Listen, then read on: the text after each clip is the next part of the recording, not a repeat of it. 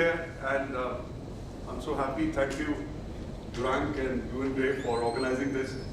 Not only it's a great subject, but I'm so happy that I'm able to catch up with a lot of people I've not met for some time. Well, yes, met Rajiv Shah sir today.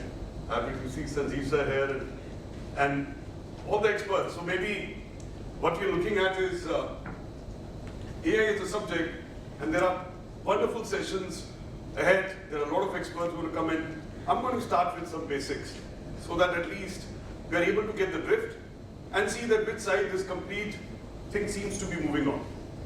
And while doing that, I do want to look at some of the issues. I know I had an opportunity to be in Bombay at a OSEC event some time back, and we did discuss about a bit of AI and more of technology, but this will be more focused on AI today. So maybe to start with, and what we discussed earlier as well, and some of the people who are not there, I do want to talk about what's happening right now. Humankind, with whatever innovations we've been doing, generally it has been there to exert control on environment, on anything else, and trying to be equal to God. Whether I want to control the temperature, I want to make new things, I want to fly, I want to do this, whatever God didn't give us, now we are trying to develop that, and in that we have invented a lot of things. Whether it started with wheel and computers and whatnot, but now, why this AI has become the most important aspect?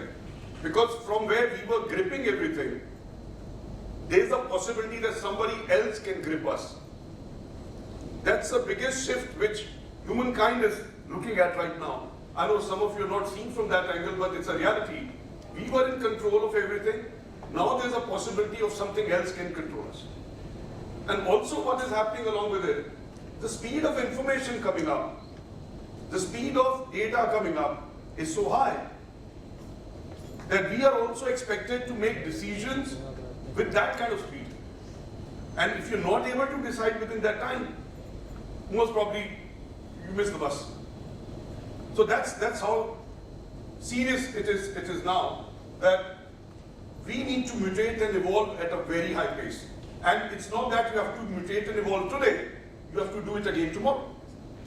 So this change is going to be very high speed and very, very constant. It's going to be changing things in a huge manner. What's happening on the security side, which we all take care of? Crime trend. I don't know if people have noticed that world over, heinous crimes are declining. Murders, a lot of those aspects. Maybe one direct correlation is that now we live in this. We watch movies here, we order food from here, our banking has reached here. So everything has moved in here. Money is here. So what of all the financial crimes which were there? The dacoits and loots, they all have to change. So see how fast those guys change themselves. I'm sure you've all heard of small villages, whether they are Jamtaras or whether they are outside Gurgaon area, they all have moved to cybercrime. Less risky, more rewarding.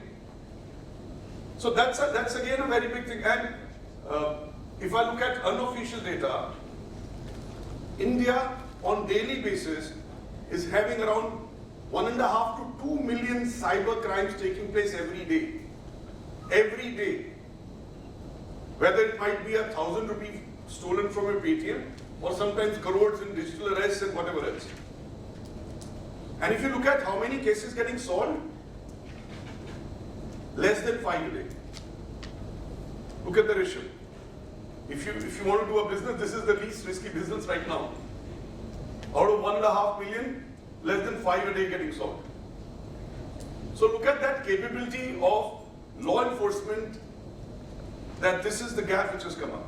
So where will this gap come back upon? Us professionals to possibly bridge a little bit, or all the public to become more aware? Because cybercrime, the beauty is, almost 80% of these crimes which are taking place can be solved by getting correct awareness. It's as simple as that. But we are not able to even rise up to the occasion of making everybody aware. So that's a big change which is going on right now. So crime trend and the gap between police and all. Well, risk dynamism is very visible. You really don't know which country will start fighting tomorrow, what is going to be happening. Even God has been against us for some time.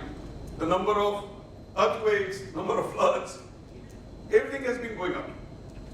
So we actually are in a situation when, if us security professionals are doing a batting, we had one bowler coming at some speed.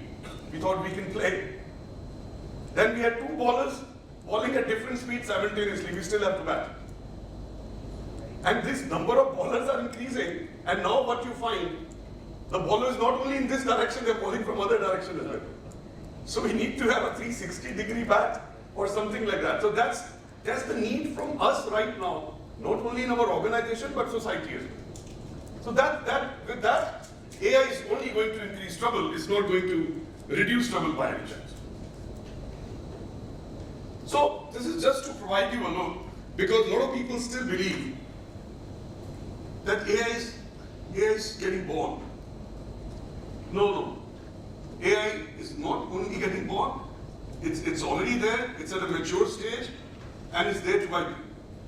This is just the numbers to indicate where it is already reached. So don't be under any kind of a factor that AI is coming. No, it's all around us. It's not new. Look at the number of things it is changing.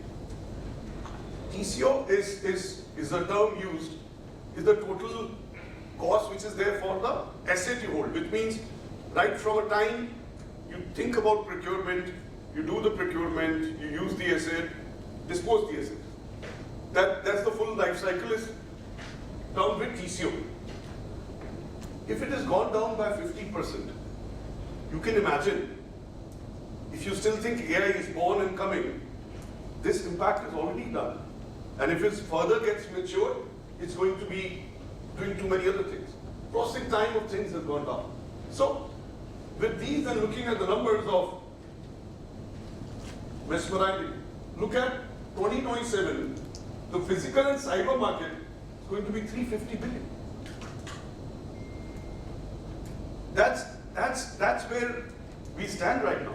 And also, I come from army, so maybe not everybody from army, but somebody like me and few others also have been living in this world of physical security is everything. If that's a thought like me you're carrying, possibly physical security is nothing already.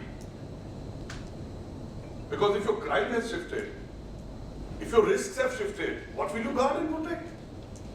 And even when you're guarding and protecting, look at the equipment you use. Right from access controls, CCTVs, servers to run them, even intrusion preventions, all are electronic equipment. So the skill you were holding, with technology it was already become electronic in nature. Now with advent of AI and jumping of AI into it, it's just going to rocket speed to another level.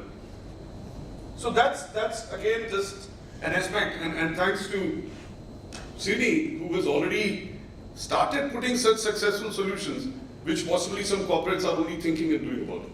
Because one of the biggest factor out of this is linked to surveillance. Because right now, even as security, our first response starts by detecting, then responding. So cameras have become a major tool without using human intervention to detect, identify, and even sometimes respond using other security measures that can be built into it. So that's where we'll just talk about that, how AI is putting that into shape. So, like I said, some of the basics to start with. These are some of the aspects, and till here, security is already using it. Beyond this, are few features which are right now more focused into pharma side, DNAs and all, and bit of space side. But yes, machine learning, I think I need not define that very well, because everybody possibly is aware of it. Deep learning is an advanced machine learning way when you are able to use regular new upcoming data to produce the impact and result that you're looking at. I'm sure a lot of people must be talking to agentic AI. Agentic AI is nothing but, it's an autonomous agency. They're automated. Like, even if you're using Swiggy and Zomato's or websites, these days, there's nobody talking to you but an agent who is saying, yes, how can I help you? You put some word, that automated agent will read it. So that's the base of it. That's where it starts from, but it can go to advanced. And when the AI further moves up to NLP, it's enabled the computers to understand and process human languages. And obviously the computer vision becomes almost that you can actually think like a human as well. But yes, the difference is human mind can have moods, can get tired, possibly can refuse. AI doesn't. So just to provide you one impact of AI in another sector, legal sector for that matter, you can tell AI, here is a case which is filed and I need to reply. AI will look at the complete case, study it, give you para by para response. And if you're familiar with the legal side of it, a lot of time you actually give reference of other cases which have happened to justify your stand. Those are called case references. So if as a human, I may have read 200 books, I may refer 10 more. So those are limitation of case reference, which is a very important part of legal response. Whereas this AI, you look at 100% of cases and provide all those responses in it. And generally, if a junior drafts this in 15 days, AI does 35 minutes to do it. A better response, more comprehensive, 35 minutes to do it, and you can tell that AI, even at 1 a.m. in the morning, I need this, you'll still get it in 35 minutes. So if that's where things are progressing, what is some of the major impacts on security which I do want to talk about? And these are the things which are already part of your systems or possibly should be part of your system anytime now. If more time is being taken, it can actually make you redundant or less effective. So let me start with the most difficult part, the integrated response. Now, even when we are talking about integrated response, I've seen security professionals are talking about, oh, it'd be an integration of safety, security, fire, or maximum you go is doing convergence using cyber attached to it. But when we're talking about AI, we are not talking about only these factors. We are actually talking about all departments coming together, whether it's human resource, you're legally right or not, what will be impact on your operations? Does operation want this? So that complete thing, which sometimes you are rushing to get various calls organized, there's a crisis scenario, this and that, AI will have pre-fed data, at least of limited nature, and within minutes, your 1 hour of crisis management call when you want everybody to come together, maybe they're not even available, AI will do that maximum in a minute. So integrated response is not about convergence, which will say cyber and physical together, fire together, no. This is going to take it beyond what we've been thinking about an integrated response. So it will include the complete operational gamut and everything else that we're looking at. Obviously, speed is increasing. We discussed about faster checks, that's already taking place. Something which is again together, I will call it the risk intelligence and predictive analysis. We all may have heard of the US police very regularly using modern day analytical tools when they are able to possibly predict at what time, at what location a crime may take place. Now what AI is doing, it will use that as a base, what time, what crime, location, but now adding on another fun to it, who may do it, and triggering the system to start monitoring those people who may do it. Or using a behavior analysis AI tool, when they can start guessing out of these 10, these 2 are possibly who can do it. And believe me, some of the airports are already using this. So one very interesting thing about security, if some of you are not hardcore from the national intelligence and those, every feature which you know about security, or even in a war, or features of the weapons are planned way to tell you that this is how it is. Whereas the capability of those weapons, national systems or anything else is far greater. That's how you beat the enemy. So that's how a lot of features which are there in some of the other airports are not being commercially sold as yet. Because this feature known becomes planning possibility for the miscreant. Once I know these are the features, as a bad guy, I will start planning against it. So a lot of things which are coming out as new products and otherwise, other countries have far more sophisticated products already deployed. That's how we all know that what happened in Venezuela, what happened in Iraq. More than anything else, these were the cyber features, AI-driven, and at the same time, lot of complete cyber world even helping the civil world. That's how it operated. What time the light should shut down, what camera I was looking at, how things moved. Well, though very interesting case studies, but maybe we can do it for it. So this is where you need faster feeds, predictive analysis, so that your response is ready before the event occurs. So your continuous challenge of able to beat the enemy needs to be becoming a major tool using AI and do it. I've already looked at behavior triggers and some video and audio analysis, and I'm sure Durang is going to talk more details about it, so I'll keep some thunder for that one. Now, again, the list will be endless. In simple words, if I was to say, what you can think, AI can do it and can do it more.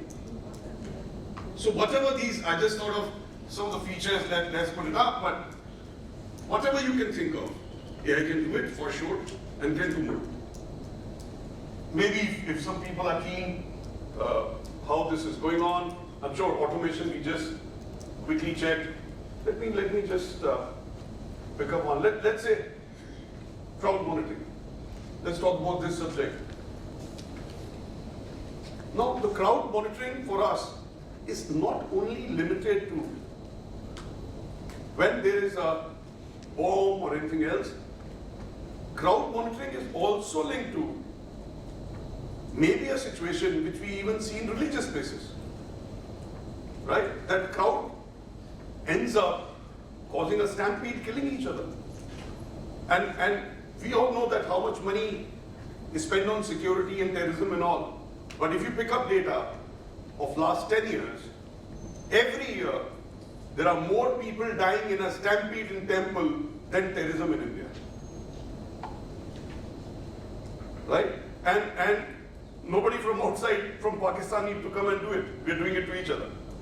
So what AI can do for us in terms of crowd monitoring, one, it can automate the complete movement zone by zone.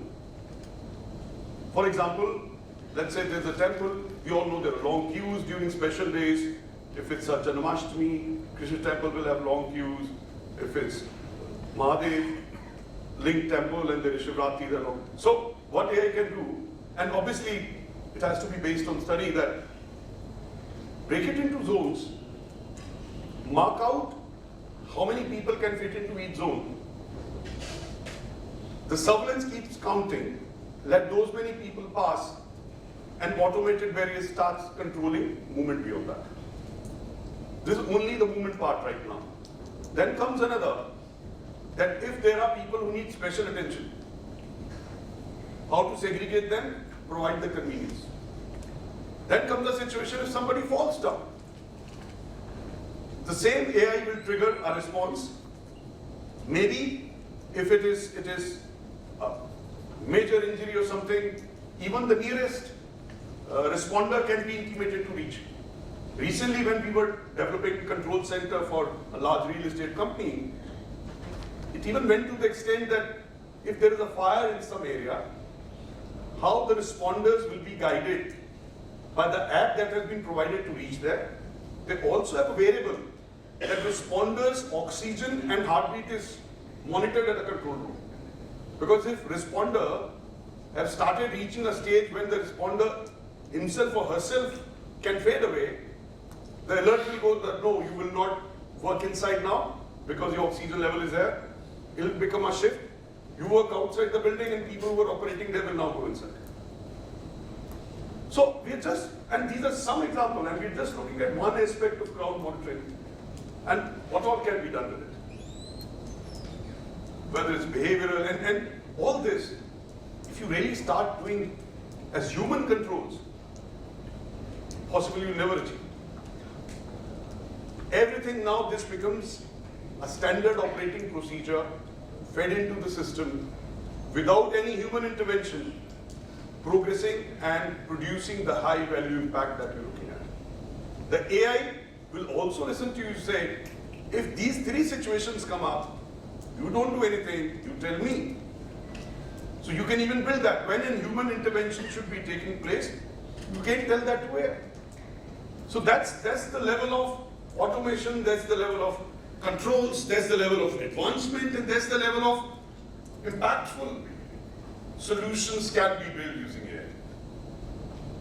Obviously, one of the major challenges for all security professionals is also the maintenance.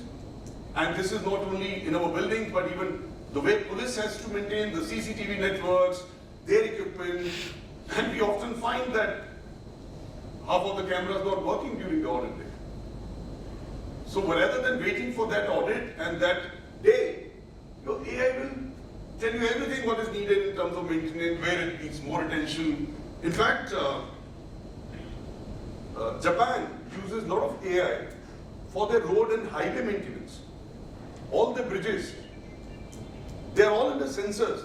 They will let you know when they feel that you have crossed certain threshold level and you need to do maintenance before you can continue using it. So not only the hardcore security, but safety and overall well-being, all the AI tools, everything that is needed can also be sort of used. Again, just one case study I thought, let's look at. As of now, whatever we were doing in terms of control centers, how the converged AI-based control centers look like. And some of the key changes, again, if you look at, is huge dynamic visualization for faster decision making, clever and quicker user interface, and unlimited scalability. So, at one center, what is being done, because why agents end up being slow, why those SOC executives, because they cannot even remember everything, that which camera there is, how to integrate, which one, where to trigger, all this done by AI. And even if you need to go for investigations or additional data, its user interface is now voice-based. Show me the camera of that area, AI does it for you. So even if it's a new SOC agent or executive who's requiring still that 6 months of training to know everything, just by speaking up, the AI will do it. So obviously the system becomes far more effective, goes in better direction. But surely this is not happening without risk involved as well. I think the biggest risk right now with AI is lack of understanding. If you rush into it without exactly knowing what you want and what it will deliver, obviously it's a challenge. You can have a over-automation risk as well, because you have done the automation, but your rest of the organization was not ready for it. Your teams were not trained on it. It can start showing results that way as well. Well, your adversaries have AI, and like I said in the beginning, now this AI can itself start taking control, which we have seen in a lot of movies, but it's happening. So your adversaries having AI have a lot of advantages. Number one, they don't have to wait for too many approvals and budget to start using it. I mean, smaller adversary, those Jamtara people, larger adversary at country level, hacking, getting your complete electricity system down, getting your airline system down, even capability to get your weapon systems down. So that's where, and secondly, while you have to operate within the legal framework, they do not have boundaries. When you go to the cyber world, you cannot just say my country says do this much, because your adversary has got no such limitations. So you need to really prepare for the best and a little bit better than that. So that's a big challenge which is going on, and I think like that data of crime shows that how big this challenge is. And as of now, what it looks like, this gap is widening rather than starting to come at a control level. But surely data is the new vulnerability. So when you're doing this, obviously the DPDP Acts and Information Security Acts, how you deal with the data, hope just too much of AI, don't end up creating a larger problem if your data is out. There is also a big discussion going on that actually, since as of now, most of the AI tools are housed in one country or maybe belong to one country, how much you do on this is a direct data feed to that country to analyze it. Already using analysis of X, Meta, a lot of these social media tools, revolutions have been caused. Don't go far away. Bangladesh, Nepal, next to you. The complete regime was changed. This thing did it. I generally call them leaderless revolutions. So there was no single leader who was really running it. So what was doing? These tools were causing those revolutions. So that's the level of things which are happening already using it. So I know we are doing everything in time, so just in time, 2 more minutes available in case there is any question I can answer. Rajiv Shah, sir.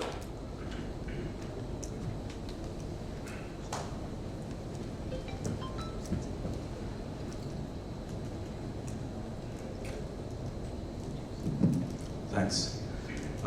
Fantastic, Gary. Gary and I, we go back about 18 or 20 years, so we've known each other a very long time. My question is obviously around AI 5.0, and as you said, AI moves fast. We all know that, right? And it's moving faster than perhaps any of us can keep pace with. My worry is that we are building a rocket ship, flying a rocket ship while we are building it. That's where it is. AI, from what I understand, is only as good as what you feed into it in terms of what goes into it, right? So even before it produces an outcome, somebody is responsible for feeding that data into it in terms of what specific outputs are required. So the first question is around who is rightfully that person, team, ownership that feeds the data in to be able to give us a specific output, given this risk and oversight slide that you have up there. And my second one is more from your data center example that you gave on the fire and routing of firefighters, etc. Based on what AI does, if something goes wrong, the firefighting example from the data center, there's going to be a real consequence. Who owns that responsibility is the one large fundamental question that I worry about, because no organization, in my understanding, has yet landed on this solution about who owns that decision or responsibility for the wrong call. Thanks. Thank you, sir. Awesome questions. Thank you for them. While the first one, which talks about who feeds and who decides how much, so as of now, the law is behind what AI companies are doing. Law is not caught up as of now, so there's a large debate and a discussion going on in US and some of the European countries that we need to do responsible AI. But who will decide what is responsible, allowed or not allowed? So there is a possibility of an act coming up which may start defining these guidelines. Believe me, sir, right now it's almost a situation of free for all, because there are tools available and it becomes, I will not call it responsibility of the organization to decide. And obviously the way pyramids look like, the decision has to flow from top. So there is no clarity in terms of country level or community level and city level. As far as organizations are concerned, the top boss has to claim that responsibility of doing, okay, we'll do this much and we'll not do this much. Yes, there's also a huge risk-based decision, because if you decide to be a little conservative, there's another competition who can just wipe you out. Or if you end up being too aggressive, there's a possibility of you having a backlash. For example, there was a tool which was giving you images of without clones, right? So there was a backlash. So it's really at a very difficult, complex, labyrinth situation. And there is no, especially with the country level, there's no clarity. Acts are being drafted, being debated, but no country has been able to come with that as of now. Within organization, obviously, the CEO, maybe let's call him the responsible person.